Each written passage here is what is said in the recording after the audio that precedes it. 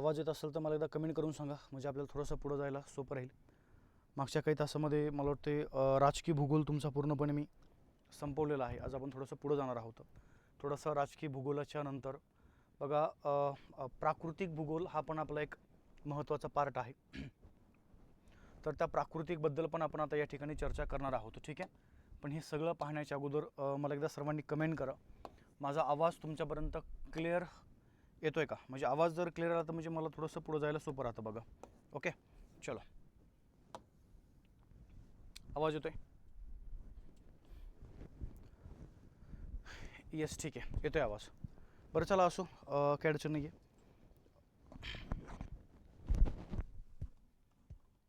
Yes, ठीक आहे. बघा, एक सर्वांना सूचना अशी आहे की मागच्या काही तासामध्ये आपण तुमचं राजकीय भूगोल काय केला बघा या ठिकाणी संपवलेला आहे महाराष्ट्र संदर्भातला. आपण आता एक्झाम ओरिएंटेड फक्त तुम्हाला मी म्हणजे आपल्या प्रकरणाचं नावच आहे सध्याला, म्हणजे जे विषय आपला चालू आहे भूगोलबद्दल, परंतु फक्त IMP टॉपिकच आपण त्यातले घेतोय बघा. त्यामुळे काय करा, सगळ्यांनी ह्या थोडंसं या मुद्द्याकडं लक्ष द्या. परंतु आता हे सगळं पाहण्याच्या अगोदर एक डेट थोडीशी काय करा बघा, लक्षात ठेवा. चला, 1 ऑगस्ट 2024. आता इथं तुमच्यापैकी जे मुलं या ठिकाणी इच्छुक आहेत, इंटरेस्टेड आहेत, आगामी कालखंडामध्ये म्हणजे 2025मध्ये बघा आयोगाच्या जेवढ्याही त्या ठिकाणी परीक्षा होणार आहेत, MPSC बद्दल बोलतो मी, MPSC, तर ह्या परीक्षेला अजून त्या ठिकाणी बऱ्याचशा जाहिराती येणं बाकी आहे, अजून काही जाहिराती आलेल्या आहेत. ह्या अनुषंगाने बघा टार्गेट आपलं जर मोठं असेल आणि तुमच्यापैकी अजून सर्व लोकांना एक माहीत असेल की जवळजवळ आता काय झालं बघा, सरळ सेवा पण आता MPSCकडे गेलेली आहे. सरळ सेवा जर MPSCकडे गेली तर आपल्याला हा जे तुम्ही आत्ता सध्याला जो अभ्यास करताय तोही एवढा काही कामाचा येणार नाही आहे. तुम्हाला थोडंसं डिटेल्समध्ये त्याच्यामध्ये जावं लागतं. MPSCच्या अँगलनी तो प्रत्येक भाग आपल्याला समजून घ्यावा लागतं बघा. तर त्यासाठी काही महत्त्वाच्या ज्या बॅचेस आहेत त्यामध्ये इतिहास आहे, सेकंड पार्ट लक्षात ठेवायला भूगोल आहे, त्यानंतर राज्यघटना प्लस त्या ठिकाणी पंचायत राज, त्यानंतर अजून जर बघितलं बघा समाज सुधारक, अशा काही विषयाच्या ज्या बॅचेस आहेत ह्या आपल्या सुरू होत्या बघा त्या ठिकाणी 1 ऑगस्ट, जी मगाशी तुम्हाला डेट दिली होती मी, 1 ऑगस्ट 2024 पासून आपण काय करतोय, ह्या बॅच त्या ठिकाणी सुरू करतो. ठीक आहे. तर बॅचचं स्ट्रक्चर कसं असणार आहे, त्याची फीस वगैरे जे काय असेल ते ह्या संदर्भात आपल्याला जर माहिती घ्यायची असेल तर कॉन्टॅक्ट नंबर तसा प्रत्येकाकडे आहे, तरी पण रिपीट करतोय, 99 75 75 54 99 या नंबरवर मला काय करा बघा त्या ठिकाणी DM करा. ठीक आहे. म्हणजे डायरेक्ट मेसेज करून द्या, जेणेकरून त्या बॅचबद्दल तुम्हाला परिपूर्ण माहिती मला देता येईल. बरं चला, आता आपल्याला आपण आपल्या आता मुख्य मुद्द्याकडे बोलतोय बघा. पहिला भाग लक्षात ठेवायचा, आपल्याला काय करायचं या भागामध्ये महाराष्ट्राचा जो प्राकृतिक भूगोल आहे ज्याच्यावर तुम्हाला बऱ्याचदा आयोग प्रश्न विचारतं. आता त्या भूगोलाकडे काय करू बघा, आपण त्या ठिकाणी जाऊया. पहिला माझा एक भाग लक्षात ठेवायचा बघा, आपलं पाठीमागं या ठिकाणी बोलणं झालेलं आहे की महाराष्ट्राचे या ठिकाणी प्रशासकीय विभाग जे आहेत एकूण 6 आहेत, प्रशासकीय 6, प्रादेशिक 5, आणि सगळ्यात महत्त्वाची गोष्ट बघा, जर तुम्ही प्राकृतिक विभागाबद्दल जर बोलले तर असे प्राकृतिक विभाग आपल्या महाराष्ट्राचे एकूण 3 आहेत. मग आता हे 3 विभाग कोणते आहेत याच्याबद्दल आपल्याला जर माहिती घ्यायची असेल तर तुम्हाला प्राकृतिकदृष्ट्या महाराष्ट्र नेमका कसा दिसतो हे माहीत असणं आवश्यक आहे, प्राकृतिकदृष्ट्या बरं का. मग आता प्राकृतिकदृष्ट्या महाराष्ट्र कसा आहे बघा, महाराष्ट्राच्या अतिपश्चिमेकडं अरबी समुद्र आहे. काय बोललो मी, अरबी समुद्र. म्हणजे आता आपल्याला काय करायचं माहिती आहे का, महाराष्ट्राचं स्ट्रक्चर, महाराष्ट्राची लँड जी आहे ही कशा पद्धतीनं त्या ठिकाणी ही स्ट्रक्चर झालेली आहे, आपल्याला त्याच्याबद्दल चर्चा करायची. एक नंबर आपण जर बघितलं बघा, या ठिकाणी अरबी समुद्र आहे. अरबी समुद्राच्या जर तुम्ही पूर्वेकडे गेले तर बघा इथे एक चिंचोळा पट्टा आहे. त्या चिंचोळा पट्ट्याला एक आपल्याला नाव द्यायचं आहे बघा, आणि ते त्या ठिकाणी नाव लक्षात ठेवायचं, आपण त्याला कोकण म्हणूया. या कोकणच्या आपण जर पूर्वेकडे गेलो बघा तर उंचवट्याचा एक भाग आहे, त्या भागाला आपल्याला एक नाव द्यायचं आहे, आणि ते त्या ठिकाणी नाव लक्षात ठेवायचं, आपण ज्याला या ठिकाणी सह्याद्री म्हणूया. आणि सह्याद्रीच्याही जर तुम्ही पूर्वेकडे गेले बघा तर त्या ठिकाणी अजून एक महत्त्वाचा प्राकृतिक विभाग आहे ज्याचं नाव लक्षात ठेवायचं, महाराष्ट्र पठार. म्हणजे महाराष्ट्राची प्राकृतिक विभागणी आपण या ठिकाणी जर केली तर 3 विभाग आपल्या महाराष्ट्राचे आहेत. एक कोकण आहे, अरबी समुद्र हा विभाग नाही आहे, एक कोकण आहे, 2 नंबर या ठिकाणी सह्याद्री पर्वत आहे, आणि तिसरं लक्षात ठेवायचं बघा महाराष्ट्र पठार आहे. म्हणजे महाराष्ट्राचे प्राकृतिकदृष्ट्या एकूण 3 डिपार्टमेंट. मग आता आपल्याला काय करायचं बघा, एक एक विभागाची या ठिकाणी माहिती घ्यायची आहे. इथपर्यंत क्लिअर. आता माहिती घेत असताना काय करा बघा, तीनही डिपार्टमेंटचे वैशिष्ट्य टोटली या ठिकाणी वेगळे असतात. त्यामध्ये पहिला मुद्दा तुम्हाला तीन डिपार्टमेंटच्या डेफिनेशन जे आहेत, व्याख्या, हे माहीत असणं आवश्यक आहे. त्यानंतर तीनही डिपार्टमेंटची जी ओरिजिन आहे, जिला आपण त्या ठिकाणी निर्मिती म्हणूया, ही नेमकी कशी झाली हे पण त्या ठिकाणी तुम्हाला माहीत असणं आवश्यक आहे. त्यानंतर या तीन डिपार्टमेंटचं एक्सटेन्शन म्हणजे विस्तार नेमका कसा आहे आपण त्याच्याबद्दल बोलूया. त्यानंतर लांबी रुंदी हा तुमचा एक वेगळा भाग आहे, त्या लांबी रुंदीबद्दल पण त्या ठिकाणी तुम्हाला माहिती असणं आवश्यक आहे. त्यानंतर सरासरी जी उंची आहे ती पण आपल्याला या ठिकाणी समजून घ्यायची आहे. आणि बाकी प्रत्येक डिपार्टमेंटचे जे फीचर्स आहेत बघा ते वेगवेगळे आहेत. आता वेगवेगळे कसे, कारण की मला सांगा, जर तुम्ही ह्या डायग्रामकडे जर बघितलं तर महाराष्ट्राच्या अतिपश्चिमेकडे अरबी समुद्र आहे आणि अरबी समुद्राला लगत त्या ठिकाणी कोकण आहे. मग आता कोकणचा आपण जर विचार केला, मला सांगा, कोकणच्या लगत अरबी समुद्र असल्या कारणानं अरबी समुद्राशी निगडीत जी वैशिष्ट्य आहेत ही तुम्हाला पाहायला मिळतील बघा त्या ठिकाणी कोकणाचे. आता मग इथं अरबी समुद्राशी निगडीत म्हणजे आपण जर बघितलं बघा त्या कोकणामध्ये मग सरळ खलाटी हा एक पोर्शन आहे, वलाटी एक हा एक पोर्शन आहे, खाडी आहे, पुळण आहे, ओके. त्यानंतर सडा आहे, समुद्र किनारा आहे, किनारपट्टी आहे, हे वैशिष्ट्य आहे देखील कोकणाचे. जर तुम्ही वेस्टर्न घाटामध्ये गेले म्हणजे सह्याद्री पर्वतामध्ये गेले तर तो महाराष्ट्राच्या उंच वट्याचा भाग आहे.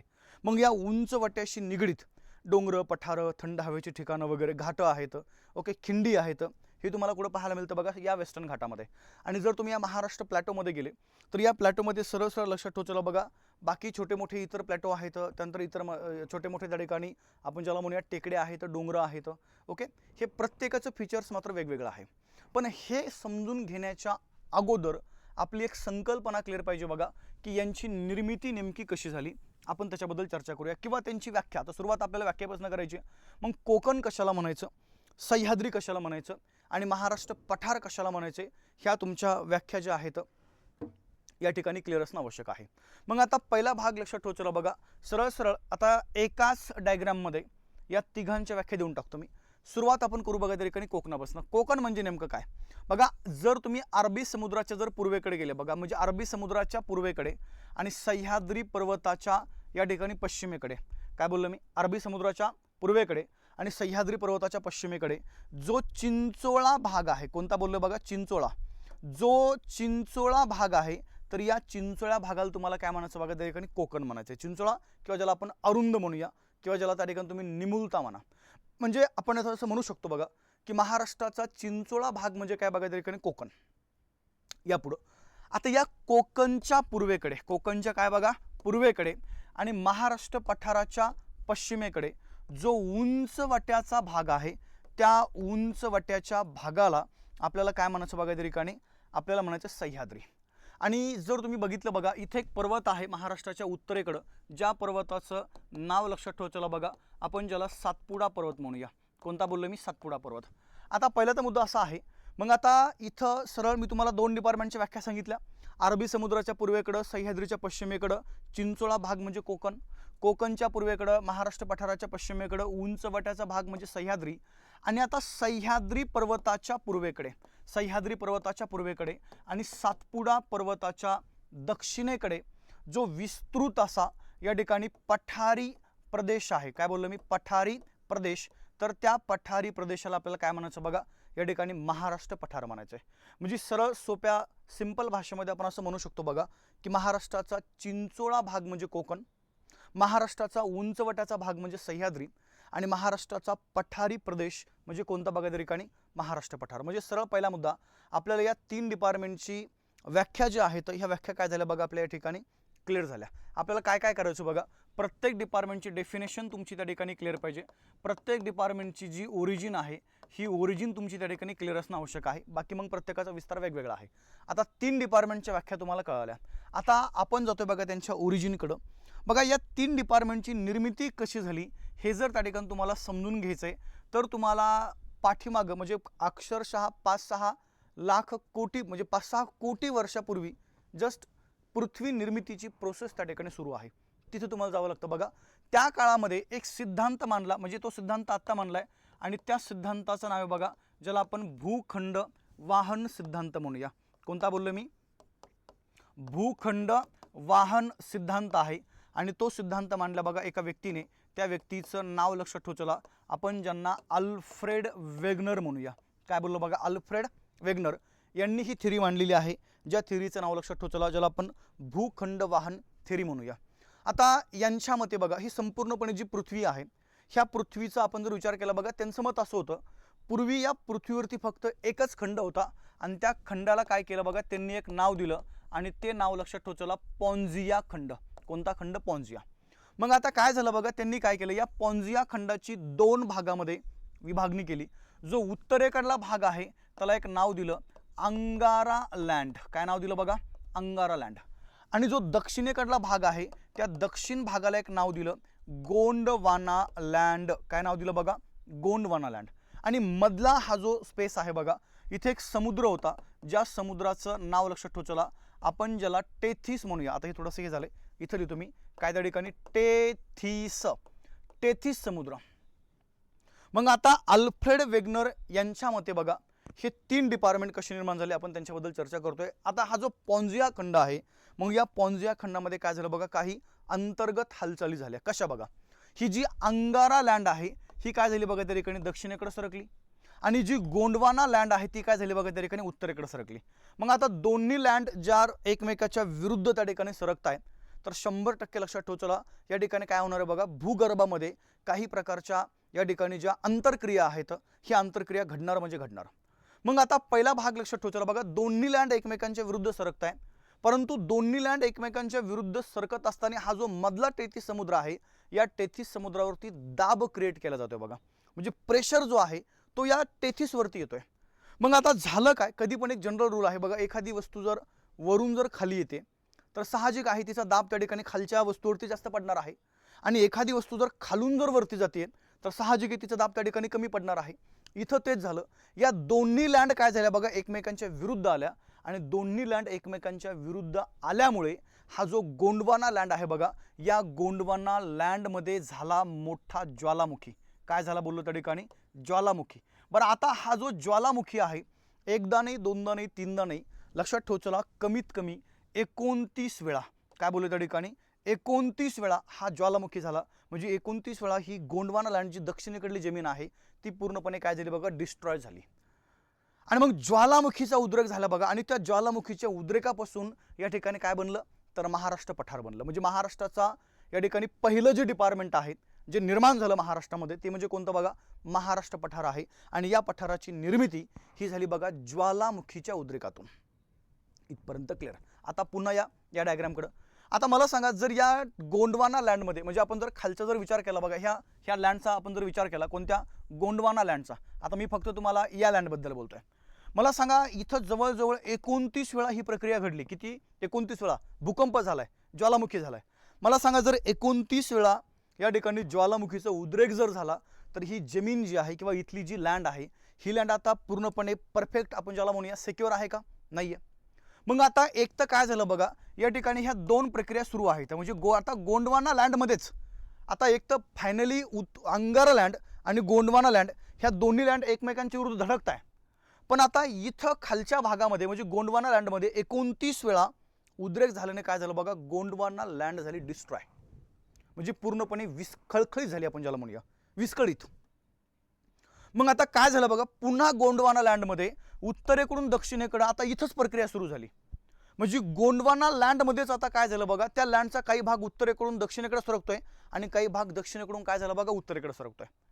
बरं, ही प्रक्रिया सुरू होत असताना अजून एक प्रक्रिया झाली. ही जी गोंडवाना लँड आहे बघा, ती आता सरळ पश्चिमेकडून पूर्वेकडे सरकायला लागली, आणि पूर्वेकडनं काय बघा त्या ठिकाणी पश्चिमेकडे सरकायला लागली. म्हणजे पहिला भाग लक्षात ठेवला, आता या गोंडवाना लँडमध्ये या ठिकाणी काय झालं बघा, चारही बाजूना अंतरक्रिया सुरू आहे, तर प्रेशर चालू आहे. एक उदाहरण तुम्हाला देतो मी, विशेष करून महिला वर्ग.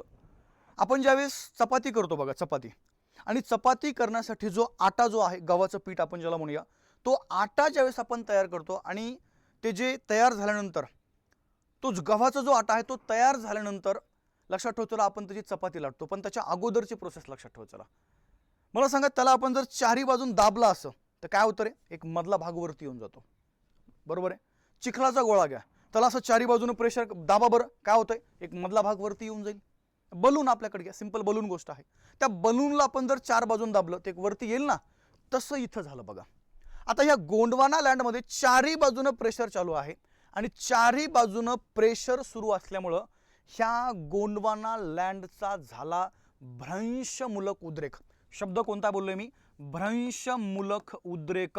हा शब्द लक्षात ठेव. चला, भ्रंशमूलक.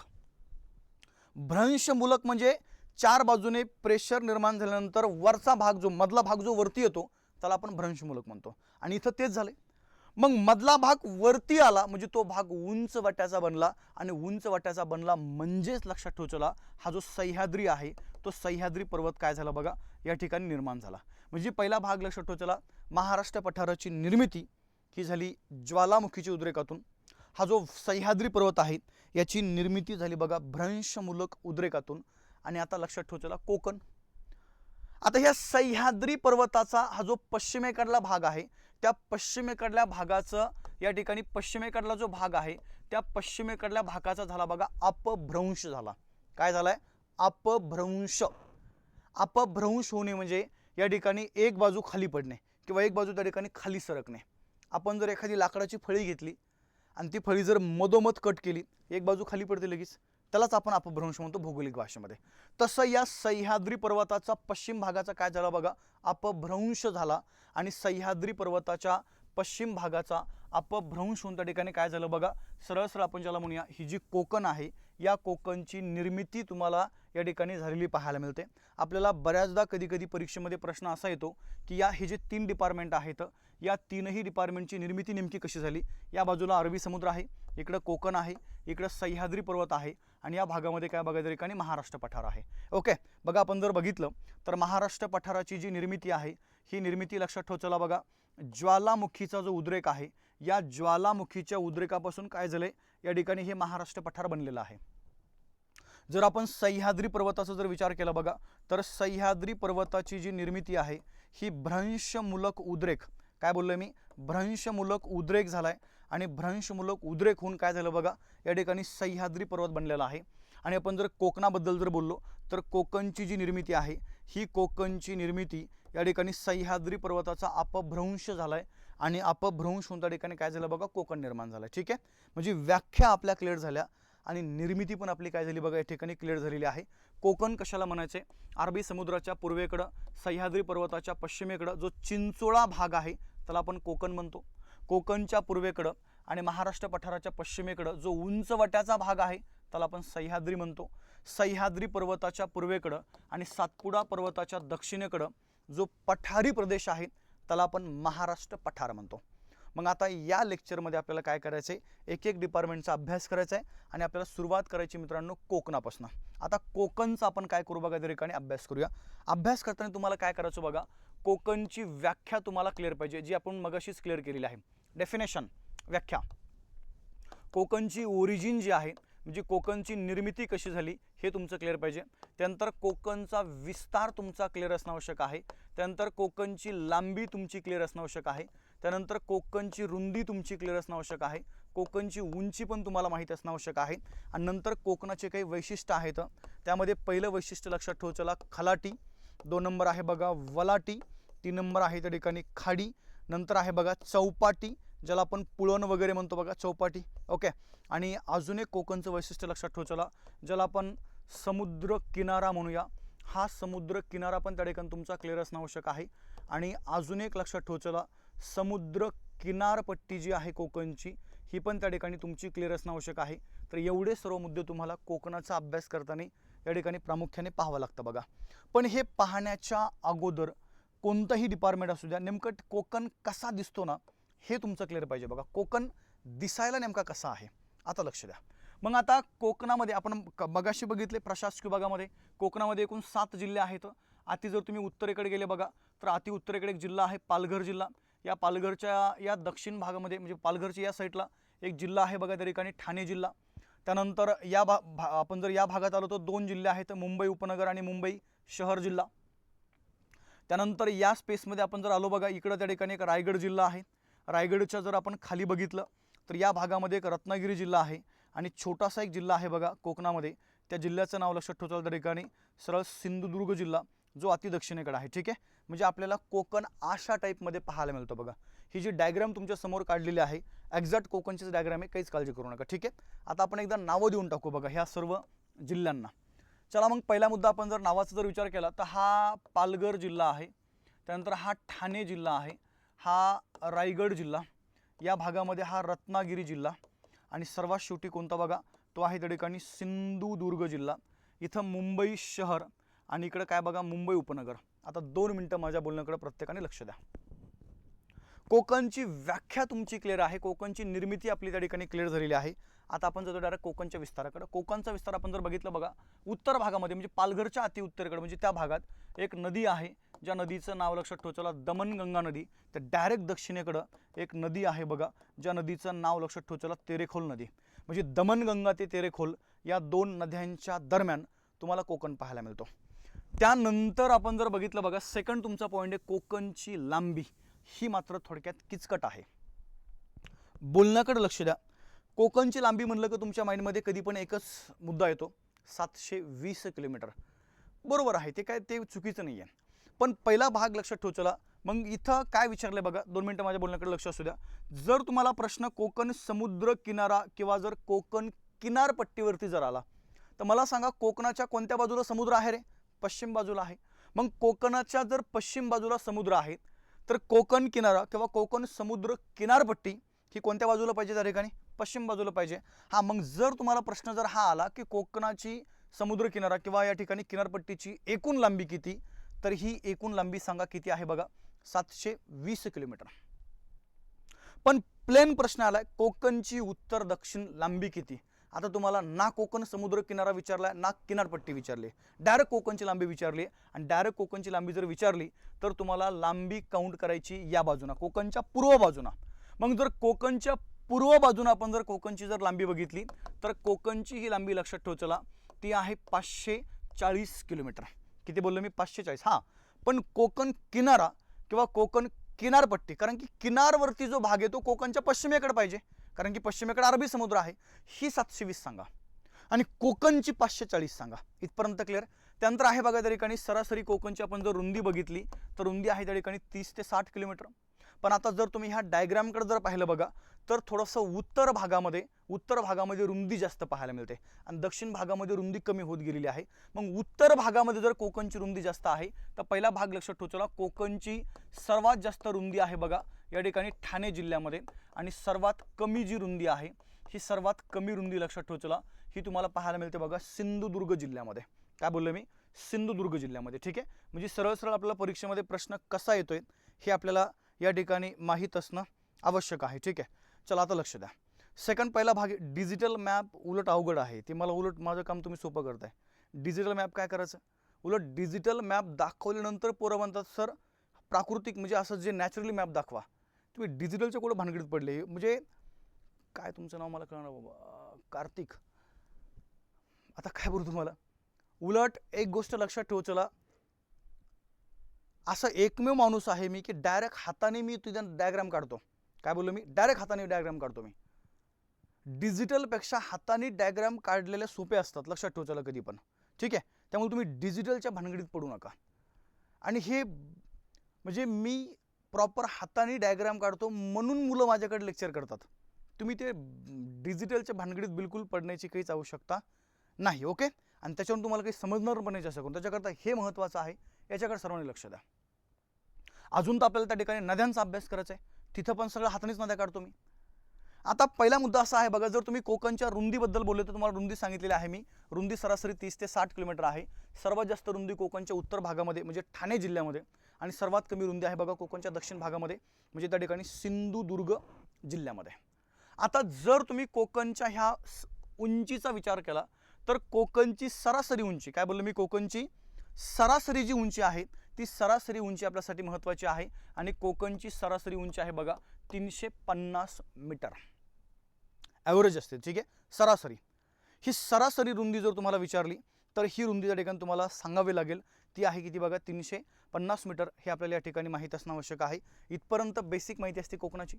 आता या इकडं तुम्हाला हे खालचे मुद्दे जे आहेत हे खालचे मुद्दे काय करायचे बघा आपल्याला या ठिकाणी कन्सिडर करायचे. तर खलाटी कशाला म्हणायचे, वलाटी कशाला म्हणायचे, खाडी कशाला म्हणायचे, हे आपलं क्लिअर पाहिजे बघा. त्यातला पहिला मुद्दा मी क्लिअर करतो, खलाटीचा. काय बोललो मी? खलाटी. आता मला सांगा, जर आपण खलाटीचा जर विचार केला, कन्सिडर करा हा, आता इथं मी हे करतो बघा, काय या ठिकाणी सरळ सरळ कन्सिडर करा हा आपला कोकण आहे आणि कोकणच्या पश्चिमेकडे काय बघा अरबी समुद्र आहे, आता आपण बघितलं. मग खलाटी पोर्शन नेमका तयार कसा होतो हे तुम्हाला मी सांगतोय. पहिला भाग, कोकणची रुंदी तुम्हाला आता सांगितली मी 30 ते 60 किलोमीटर आहे. मग आता एक तुमचा पहिला मुद्दा क्लिअर पाहिजे बघा, ज्या भागाची रुंदी कमी असते, काय बोलतो लक्ष द्या, ज्या भागाची रुंदी कमी असते त्या भागातून वाहणाऱ्या नद्या तीव्र गतीने वाहता. कशा वाहता? तीव्र गतीने. आणि ज्या भागाची रुंदी जास्त असते त्या भागातल्या नद्या संत गतीने वाहता. मग आता तुम्ही म्हणता सर खलाटीचा नद्यांचा काय संबंध आहे, तर द्या इकडे लक्ष. आता कोकणची रुंदी कमी आहे त्यामुळे कोकणामध्ये वाहणाऱ्या ज्या नद्या आहेत ह्या तीव्र गतीने वाहतील. आणि ज्या ठिकाणी नदी समुद्राला येऊन मिळते, जो काही पॉईंट असेल तो पॉईंट, त्या पॉईंट तिथं काय होतं बघा, त्या ठिकाणी तो पॉईंट जो आहे तो सखल बनतो. कसा बनतो? सखल. सखल म्हणजे तो चिखलमय बनतो आणि तो चिखलमय भाग म्हणजेच खलाटी. पण आपण प्राकृतिक भूगोल पाहतोय, मग खलाटीची व्याख्या तुमची क्लिअर पाहिजे बघा. कशी? पहिला भाग मला सांगा, आता कोकणामध्ये वाहणाऱ्या नद्या पश्चिमेकडे वाहतात आणि कशाला जो मिळतं बघा अरबी समुद्राला. आता अरबी समुद्राला जाऊन मिळतात, कन्सिडर करा इथं मिळाली, इथं मिळाली, इथं मिळाली, म्हणजे कोकणच्या पश्चिमेकडे आला तो भाग. कोकणच्या कुठं आला? पश्चिमेकडे. पूर्वेकडे देऊ शकत नाही, कारण की कोकणातल्या सर्वची सर्व नद्या पश्चिमेकडे वाहतात, पूर्वेकडे वाहत नाहीये. मग खलाटी कशाला म्हणायचं बघा? खलाटी म्हणजे सरळ सरळ लक्षात ठेव चला, या ठिकाणी कोकणच्या पश्चिमेकडे, कोकणच्या पश्चिमेकडे, आणि हा काय बघा इकडं अरबी समुद्र आहे. बरं, आता दुसरा मुद्दा असा आहे की खलाटी हा पोर्शन डायरेक्ट समुद्रामध्ये पण नसतो, तो समुद्र किनारपट्टीच्या प्रदेशामध्ये, जिथं नदी समुद्राला मिळते, जिथं नदी समुद्राला मिळते त्या आसपास हा प्रांत असतो किंवा हा प्रदेश असतो. मग खलाटीची व्याख्या आपण कशी करू शकतो बघा, सरळ सरळ या ठिकाणी कोकणच्या पश्चिमेकडे आणि अरबी समुद्राच्या पूर्वेकडे. आता 2 मिनिटं माझ्या बोलण्याकडे प्रत्येकाने लक्ष द्या. कोकणच्या काय त्या ठिकाणी पूर्वेकडे, कोकणच्या पश्चिमेकडे आणि अरबी समुद्राच्या पूर्वेकडे हा जो मधला जो तुम्हाला भाग दिसतोय का, जिथं नदी येऊन मिळाली तो भाग त्या ठिकाणी साहजिक आहे ना, जर नदी ज्या ठिकाणी समुद्राला मिळते तो भाग सखल बनणार आहे. म्हणजे सखल म्हणजे चिखल तिथं असणार आहे, चिखलमय बनणार आहे. आणि मग त्या चिखलमय भागालाच एक नाव आहे आणि ते नाव लक्षात ठेवायला काय बघा, खलाटी. काय बोललो मी? खलाटी. म्हणजे पहिला भाग असा आहे कोकणचा सखल भाग, सखल म्हणजे चिखल, त्याला आपण काय नाव दिलं या ठिकाणी? खलाटी नाव दिले. मग आता सरळ सरळ लक्षात ठेवायला, कोकणच्या पश्चिमेकडे अरबी समुद्राच्या पूर्वेकडे जो सखल भाग आहे त्या सखल भागाला आपण काय नाव दिलं बघा त्या ठिकाणी? खलाटी म्हणलंय. आणि या खलाटीच्या पूर्वेकडं जर तुम्ही या भागात आले बघा, कोणत्या भागामध्ये? इकडल्या भागामध्ये, म्हणजे कोकणच्या पूर्वेकडं आपण ज्याला म्हणूया, कोकणच्या पूर्वेकडं म्हणजे त्या सह्याद्री पर्वताच्या पश्चिमेकडं कोकणच्या पूर्वेकडं. आणि खलाटीच्या पूर्वेकडं जो या ठिकाणी डोंगराळ भाग आहे बघा, कोणता भाग बोललो? डोंगराळ. तर त्या डोंगराळ भागालाच एक नाव आहे आणि ते त्या ठिकाणी नाव लक्षात ठेवायला बघा, आपण त्याला वलाटी म्हणूया. काय बोललो बघा? वलाटी. एक एक भाग समजून घेण्याचा प्रयत्न करत चला, कारण की प्राकृतिक भूगोल आहे, आपल्याला हे असे मुद्दे माहीत असणं आवश्यक आहे.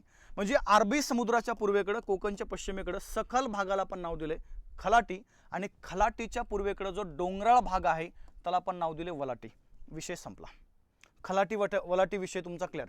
जर तुम्हाला परीक्षेमध्ये जर प्रश्न आले तर डायरेक्ट अशाच टाईपमध्ये आहे, तर डायरेक्ट यांचे तुम्हाला डेफिनेशन्स जे आहेत ते एक्झाममध्ये विचारल्या जाऊ शकतात. खलाटी कशाला म्हणायचं आहे, वलाटी कशाला म्हणायचं आहे. मग खलाटी जर म्हटलं तर पुन्हा रिपीट करतोय, खलाटी कशाला म्हणायचे? कोकणच्या पश्चिमेकडे अरबी समुद्राच्या पूर्वेकडे जो सखल भाग आहे त्याला खलाटी म्हणायचे, आणि खलाटीच्या पूर्वेकडं जो डोंगराळ भाग आहे त्याला वलाटी म्हणायचे. म्हणजे कोकणचा पश्चिमेकडला भाग म्हणजे खलाटी आणि कोकणचा पूर्वेकडला भाग म्हणजे वलाटी. कोकणचा सखल भाग म्हणजे खलाटी, कोकणचा डोंगराळ भाग म्हणजे वलाटी. खतम बात. या थोडंसं पुढं. आता सेकंड अजून एक वैशिष्ट्य आहे बघा कोकणाचं, आणि ते वैशिष्ट्य लक्षात ठेवचला, आपण ज्याला त्या ठिकाणी खाडी म्हणूया. काय बोललो बघा? खाडी, ज्याला आपण बॅक वॉटर असं पण त्याला बोलू शकतो, क्रिक किंवा चॅनल वगैरे असे शब्द आहेत. पण आता दैनंदिन जीवनामध्ये आपण जर बघितलं बघा, 2 महत्त्वाचे शब्द आहेत, खाडी आणि दुसरा एक शब्द आहे बघा त्या ठिकाणी आखात. काय बोललो मी? आखात. हे 2 शब्द निगडीत आहेत जमीन आणि समुद्राशी. कशाशी बोललो त्या ठिकाणी? जमीन आणि समुद्राशी. कन्सिडर करा हा समुद्र आहे, समुद्र, आणि याला लगत या भागामध्ये काय बघा जमीन आहे, या भागामध्ये जमीन आहे, पण यांच्या सीमारेषा ठरल्या असं इथपर्यंत जमीन आहे आणि याच्याकडे काय बघा समुद्र, ह्या सीमारेषा पूर्णपणे ठरलेल्या आहेत. मग आता खाडी कशाला म्हणायचे आणि आखात कशाला म्हणायचे आपण त्याच्याबद्दल चर्चा करूया. जर समुद्र, समुद्र काय बोलतो बघा, माझ्या बोलण्याकडे लक्ष द्या. जर समुद्र कन्सिडर करा या केसमध्ये आपण जर बघितलं बघा, जर समुद्र या ठिकाणी सरळ सरळ असं म्हणतो मी, जर जमिनीमध्ये शिरला, काय शिरला त्या ठिकाणी जमिनीमध्ये, हे माझ्या बोलण्याकडे लक्ष द्या. समुद्र जर जमिनीमध्ये शिरला तर त्या भागाला म्हणायचे खाडी. काय बोललो बघा, खाडी, खाडी. आणि जर जर हे थोडंसं जागा पूर्ण नाही आपलं कन्सिडर, चला हे आपण लिहू काय अडचण नाही. जर जर ही जी जमीन आहे बघा, जमीन, ही जमीन त्या ठिकाणी जर समुद्रात शिरली तर त्याला काय म्हणायचं बघा, त्या ठिकाणी त्याला म्हणायचे आखात. समजतं काय बोललो मी, त्याला काय म्हणायचं बघा आखात. समुद्र जर जमिनीत शिरला त्याला म्हणायचे बॅकवॉटर, खाडी, आणि जमीन जर समुद्रात शिरली तर त्याला म्हणायचे आखात. हे तुम्हाला विचारलं जातं बरं का, पण प्रॉपरली जर आपण बघितलं बघा, ही डायग्राम थोडीशी लक्षात ठेवण्याचा प्रयत्न करत चला. समुद्र आणि काय जमीन, सोपी सोपी डायग्राम आहेत त्या. समुद्र जर जमिनीत शिरला खाडी, आणि जमीन जर समुद्रात शिरली तर काय बघा आखात. मग आता 2 मिनिटं लक्ष द्या, तुम्हाला कोकणामध्ये वेगवेगळ्या प्रकारच्या खाड्या ज्या आहेत ह्या पाहायला मिळतात बघा. कशा, कन्सिडर करा हा अरबी समुद्र आहे, सॉरी हा कोकण आहे, आणि या बाजूला काय बघा अरबी समुद्र आहे. मग आता खाडी कशी तयार होते किंवा खाडीची प्रॉपर डेफिनेशन काय बघा. मला सांगा, कोकणामध्ये वाहणाऱ्या सर्वची सर्व नद्या पश्चिमेकडे वाहतात, परंतु काय होतं बघा, ह्या वाहतात त्या ठिकाणी जमिनीवर वाहतात, म्हणजे कोकणातल्या त्या लँडमध्ये. पण काही ठिकाणी असं झालेलं आहे, ह्या समुद्राचं जे पाणी आहे ते डायरेक्ट नदीच्या मुखात गेले, डायरेक्ट नदीच्या मुखात. आता ही जमीन आहे, इथं समुद्र संपला, ही सीमारेषा आहे समुद्राची, ही सीमारेषा कुठली बघा समुद्राची. पण समुद्र शिरलाय कुठं, एवढ्या भागामध्ये आत गेलाय, एवढ्या भागामध्ये काय आत आलेला आहे. मग मी तुम्हाला आता मगाशी बोललोय, समुद्र जर जमिनीमध्ये शिरला तर खाडी निर्माण होते.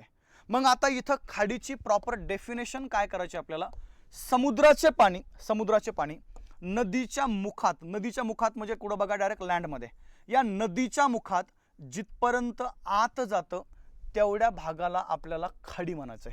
काय म्हणायचं पोरांनो, खाडी. खलाटी कशाला म्हणायचे, वलाटी कशाला म्हणायचे, हे आपलं झालंय. आणि आता मी तुम्हाला तिसऱ्या संकल्पनेकडे घेऊन आलोय, खाडी नावाच्या. खाडी कशाला म्हणायचे, समुद्राचं पाणी नदीच्या मुखात जिथपर्यंत आत शिरतं तेवढ्या भागाला आपल्याला खाडी म्हणायचंय. काय म्हणायचं बघा, खाडी. हे तुमचा मुद्दा या ठिकाणी क्लिअर असणं आवश्यक आहे. ठीक आहे, चला या पुढं. तिसरी तुमची अजून एक त्या ठिकाणी संकल्पना आहे बघा, त्या संकल्पनेचं नाव लक्षात ठेवा चला, ज्याला आपण पुळण म्हणूया. काय बोललो बघा, पुळण. हे नावं थोडे लक्षात ठेवा चला. पुळण किंवा चौपाटी, पुळण किंवा काय बघा त्या ठिकाणी चौपाटी, ज्याला आपण इंग्लिशमध्ये कधी कधी बीच पण म्हणतो बघा. बीच, आपण जातो ना बीचवर फिरायला. मला सांगा, तुम्ही जर बीचवर जर फिरायला गेले तर तिथं तुम्हाला काय दिसतं, तसं काय दिसतं म्हणजे तसं नाही, तिथं सगळं तुम्हाला कपलच पाहायला भेटतात, रोमॅन्टिक मूडमधले कपल, ते भाग द्या सोडून. कारण की प्रश्न तसा विचारला मी, काय दिसतं प्रॉपर तिथं, काय दिसतं हे आपल्यासाठी महत्त्वाचं आहे. तुम्ही जर त्या बीचवर गेले बघा तर बीचवर तुम्हाला छोट्या छोटी जी वाळू आहे, वाळू पाहायला मिळते, शंख शिंपले आहेत ते पाहायला मिळतात. पण ते तुम्ही कधी विचार केला का, ती वाळू असेल किंवा शंख शिंपले असतील, यांचं संचयन त्या किनारपट्टीच्या भागामध्ये कसं काय झाले किंवा कसं झाले हे आपल्याला माहीत पाहिजे. आणि आपल्याला आता हे तेच बघायचं आहे. माझा पहिला एक मुद्दा लक्षात ठेवचला बघा, आपण जर बघितलं, आपण जर कोकणाबद्दल जर चर्चा केली बघा, सरळ सरळ लक्षात ठेवचला, कन्सिडर करा हा कोकण आहे आणि या बाजूला काय बघा अरबी समुद्र आहे.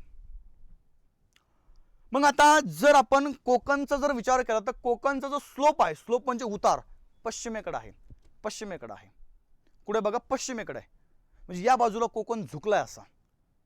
मग आता मला सांगा, मग जर समुद्राला ज्यावेळेस एखादी लाट येते, लाट, तुम्ही कधी बीचवर जर गेले नाही पोरांनो, तुम्हाला दिसेल बघा, लाट आल्यानंतर ही लाट जेवढ्या तीव्रतेने त्या किनारपट्टीच्या भागात येते तेवढ्याच तीव्रतेने ती परत समुद्रात जाते बघा. समुद्रामध्ये परत का जाते, असा स्लोप आहे तो. जमीन आणि समुद्र एका लेवलला नाही आहेत, समुद्र खाली आहे, जमीन वरती आहे, महाराष्ट्र संदर्भातली, कोकणा संदर्भातली. जर समान लेवलला असते तर ती लाट डायरेक्ट जमिनीमध्ये शिरली असते, पण काय होतंय बघा, लाट जेवढ्या तीव्रतेने वरती येते तेवढ्याच तीव्रतेने ती खाली जाते, कारण की तो स्लोप आहे, उतार आहे. मग आता या केसमध्ये काय होतं बघा, समुद्रातलं ही जी लाट आहे ती लाट त्या ठिकाणी काय येतं बघा, किनारपट्टीच्या भागावरती येते, पण येत असताना ह्या लाटेबरोबर समुद्रातले शंख, शिंपले, वाळू जी आहे ही वाळू त्या ठिकाणी बाहेर आणली जाते, बाहेर आणल्या जाते. आणि या शंख, शिंपले, वाळूचं संचयन जे आहे हे या किनारवर्ती भागामध्ये केलं जातं बघा. इथं होतं ते या भागामध्ये संचयन होतं आणि ती लाट पाणी परत जातं, पण हे जे शंख, शिंपले आहेत त्यांचं संचयन त्या भागामध्ये होतं आणि त्या संचयित झालेल्याच वाळूला या ठिकाणी बीच, चौपाटी किंवा पुळण म्हणायचे. तुम्ही जर बीचवर गेले हेच तुम्हाला पाहायला मिळतं, शंख, शिंपले, वाळू हेच पाहायला मिळतं. परंतु प्रॉपर आपण या चौपाटीची व्याख्या कशी करू शकतो बघा. चौपाटी कशाला म्हणायचंय, सरळ सरळ पहिला भाग, लाटांच्या संचयन कार्याने निर्माण झालेला, काय बोललो बघा, लाटांच्या संचयन कार्याने निर्माण झालेला वाळूचा दांडा, काय बोललो मी, वाळूचा दांडा किंवा वाळूचा पट्टा म्हणजे चौपाटी, पुळण किंवा बीच होय. कळतंय काय चाललंय. तर अशा प्रकारे हे तुम्हाला कोकणाचे वैशिष्ट्य जे आहेत हे पाहायला मिळतं बघा. आपण आत्ता मागच्या जवळजवळ बऱ्याचशा काही वेळेपासून खलाटी आपण पाहिलेली आहे, वलाटी पण आपण बघितली, या ठिकाणी खाडी पण आपण पाहिली आणि आत्ता आपण या चौपाटीबद्दल पण बोललेलो आहोत, ज्याला आपण पुळण म्हणतो बघा. पुळण रिपीट करतोय. कोकणच्या पश्चिमेकडे अरबी समुद्राच्या पूर्वेकडे जो सखल भाग आहे त्याला म्हणायचे खलाटी. खलाटीच्या पूर्वेकडे जो डोंगराळ भाग आहे त्याला म्हणायचे वलाटी. समुद्राचं पाणी नदीच्या मुखात जिथपर्यंत आत जातं त्याला म्हणायचे खाडी. आणि लाटांच्या संचयन कार्याने निर्माण झालेला वाळूचा दांडा किंवा वाळूचा पट्टा म्हणजे चौपाटी, पुळण, बीच. मुद्दा क्लिअर. या थोडंसं पुढं. आता जर तुम्ही कोकणामध्ये जर गेले बघा, अजून त्या ठिकाणी कोकणचं काही वैशिष्ट्य आहे. कोकणचे दोन वैशिष्ट्य बघा. त्यातलं पहिलं वैशिष्ट्य असं आहे, समुद्र किनारपट्टी. म्हणजे आता कोकणची समुद्र किनारपट्टी नेमकी कशा प्रकारची आहे तो तुमचा मुद्दा क्लिअर पाहिजे. आणि कोकणचा हा जो समुद्र किनारा आहे बघा, तो नेमका कोणत्या प्रकारचा आहे, ह्या दोन तुमच्या संकल्पना कोकणासंदर्भातल्या आपल्यासाठी महत्त्वाच्या आहेत. हे दोन्ही पण आपण बघूया, परंतु किनारपट्टी नेमकी कशी आहे आणि किनारा कसा आहे 2 मिनिटं लक्ष द्या. बघा, कोकण किनारपट्टी आहे या ठिकाणी रिया प्रकारची. कोणत्या प्रकारची बघा, रिया. आणि कोकण समुद्र किनारा आहे सरळ सरळ दंतूर प्रकारचा. कशा प्रकारचा बघा, दंतूर. किनारपट्टी आणि किनारा सारखा नाही आहे. बऱ्याचशा लोकांना हेच अजून कळत नाही आहे. आपण जातो समुद्र किनाऱ्यावरती आणि आपण म्हणतो की कुठे आलो आम्ही, किनारपट्टीवरती आहोत. आता 2 मिनिटं लक्ष द्या. कोकण किनारपट्टी कशा प्रकारची आहे, रिया प्रकारची. आणि समुद्र किनारा कसा आहे त्या ठिकाणी, दंतूर प्रकारचा. रिया हा जो शब्द आहे, रिया शब्दाचा अर्थ लक्षात ठेवायचा, खोलगट. कसं बोललो मी, खोलगट, डेप्थ, खोलगट. म्हणजे कोकण किनारपट्टी ही खोल आहे. कशी, कन्सिडर करा, हा कोकण आहे, या बाजूला अरबी समुद्र आहे. आता कोकणची रुंदी कमी आहे, तुम्हाला मगाशी बोललो मी, रुंदी कशी कमी आहे. आणि ज्या प्रदेशाची रुंदी कमी असते त्या भागात वाहणाऱ्या नद्या तीव्र गतीने वाहतात, हे आपल्या पाठीमागे बोलणं झाले.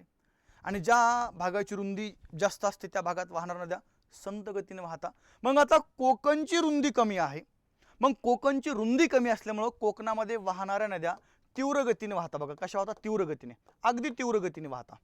आणि तीव्र गतीने वाहत असताना ही नदी ज्या ठिकाणी येऊन धडकते, मला सांगा, धडकते त्या भागाचं उत्खनन करत असेल ना, ती उत्खनन, तो भाग त्या ठिकाणी खनन करत असेल त्या भागाचं, कारण नदी तीव्रत वाहते. मग आता या भागाचं खनन झालंय, म्हणजे तो भाग त्या ठिकाणी उत्खनन झालेला आहे त्याचं, म्हणजे तो खाली खोलवर गेलाय आणि त्यालाच आपण नाव दिले या ठिकाणी किनारपट्टी. आणि मग ही किनारपट्टी कशा प्रकारची आहे बघा, रिया प्रकारची आहे. कशा प्रकारची, रिया. आणि सेकंड आहे बघा कोकण किनारा, समुद्र किनारा. तुम्ही कोणत्याही बीचवर जा किंवा कोणत्याही त्या ठिकाणी समुद्र किनाऱ्यावरती जर तुम्ही गेले तर तुम्हाला समुद्र किनारा असा प्लेन पाहायला भेटत नाहीये. तो असा दंतूर, आपल्या दाताच्या वक्राकार आकारासारखा आहे. म्हणजे कोकण समुद्र किनारा हा कसा आहे बघा, त्या ठिकाणी सरळ आपण ज्याला म्हणूया वक्राकार आहे किंवा दंतूर आहे. आणि किनारपट्टी ही रिया स्वरूपाची आहे. आणि मग कोकण किनारपट्टी आणि कोकण समुद्र किनारा हे आपल्या महाराष्ट्राला लाभलेलं आहे बघा 720 किलोमीटर. किती बोलले त्या ठिकाणी? 720 किलोमीटर. मग सर्वात जास्त कोकण समुद्र किनारा किंवा किनारपट्टी ही जर कोणत्या जिल्ह्याची आहे तर तो जिल्हा लक्षात ठेवायचा, तो आहे बघा त्या ठिकाणी रत्नागिरी जिल्हा. या रत्नागिरी जिल्ह्याचा एकूण समुद्र किनारा किंवा एकूण समुद्र किनारपट्टी 237 किलोमीटरची आहे. रायगड जिल्हा आहे बघा, या रायगड जिल्ह्याची एकूण समुद्र किनारपट्टी किंवा एकूण समुद्र किनारा 122 किलोमीटरचा आहे. सिंधुदुर्ग जिल्ह्याचा एकूण समुद्र किनारा हा 120 किलोमीटरचा आहे. आता मुंबई शहर आणि मुंबई उपनगर या दोघांचा मिळून एकूण समुद्र किनारा हा 114 किलोमीटरचा आहे. आणि पालघर जिल्ह्याचा एकूण समुद्र किनारा आपण जर बघितलं तर तो आहे बघा 102 किलोमीटर. आणि जर तुम्ही ठाणेबद्दल जर बोलले तर ठाणे जिल्ह्याचा एकूण समुद्र किनारा लक्षात ठेवायचा, तो आहे बघा त्या ठिकाणी 25 किलोमीटर. किती बोललोय मी? 25.